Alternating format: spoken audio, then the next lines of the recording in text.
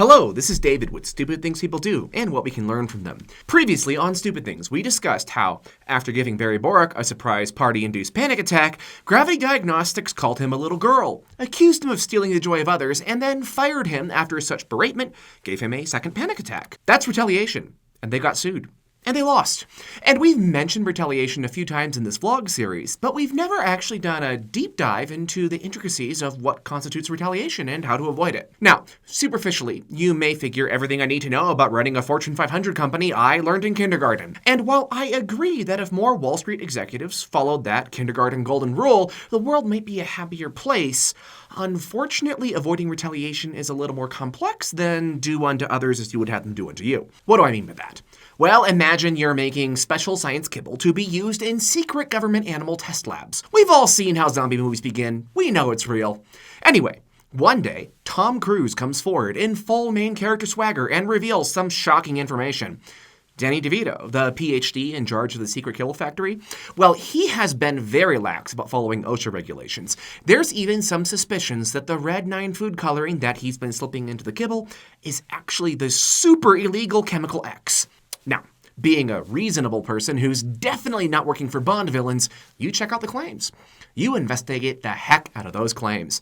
And after weeks of licking kibble, you tell Tom Cruise, hey man, I tasted the red 9 and nothing bad happened, so it's probably fine. But he's the main character. He's onto your antics. Or so he says. And he accuses you of being in league with Dany Devito for nefarious purposes. So you politely ask him to leave and terminate his employment. And he leaves. But a few weeks later, you receive word that not only has a satellite labeled, "With love from Tom," fallen onto the kibble factory, but you receive a letter from Tom Cruise's attorney alleging that you may have violated whistleblowing laws. What should you do?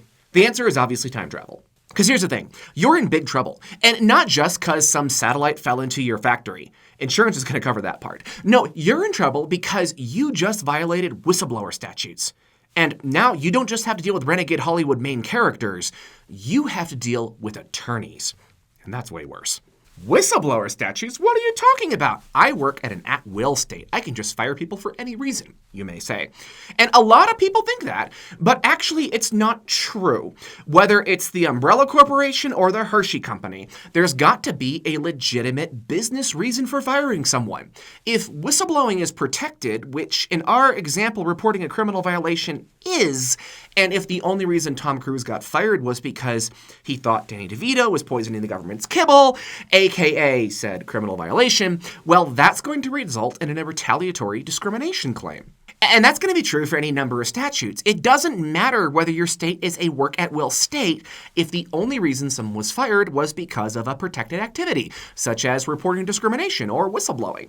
It's going to be retaliation. Where things get muddier is that retaliation can include any negative employment action. Our example used firing since it's the most obvious, but being demoted, reprimanded, getting a bad assignment, having your work hours changed, even having any number of these things apply to a worker's family member, those can all qualify for retaliation as well. And by the way, that's not even the full list. That's just what immediately came to my addled mind. So how does one protect an organization from retaliation claims? Clearly, the answer is don't retaliate, but mistakes do happen, and sometimes retaliation is entirely accidental. One thing you can do, which can be very helpful here, is to take a good, hard look at your complaint processes. Whether it's chemical X or allegations of discrimination, your organization should actually want to encourage whistleblowing or internal complaints. It sounds weird, but it's true. Since none of us actually work for evil kibble companies in real life, internal complaint processes can help the organization root out unethical conduct or immoral behavior. If people are afraid to discuss or report illegal behavior for fear of reprimand, that behavior can really metastasize into an organization-ending problem. Second, resolving conflicts internally makes it less likely that complainants will resort to extreme measures. In our action movie example, it was a satellite. But more realistically, when people can't safely report problems internally, they're much more likely to turn to social media or to the press.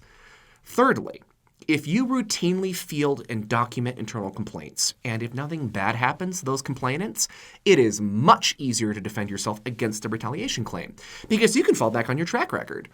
Finally, if you have a complaint procedure that the employee didn't use, that can be a defense against a discrimination or retaliation lawsuit.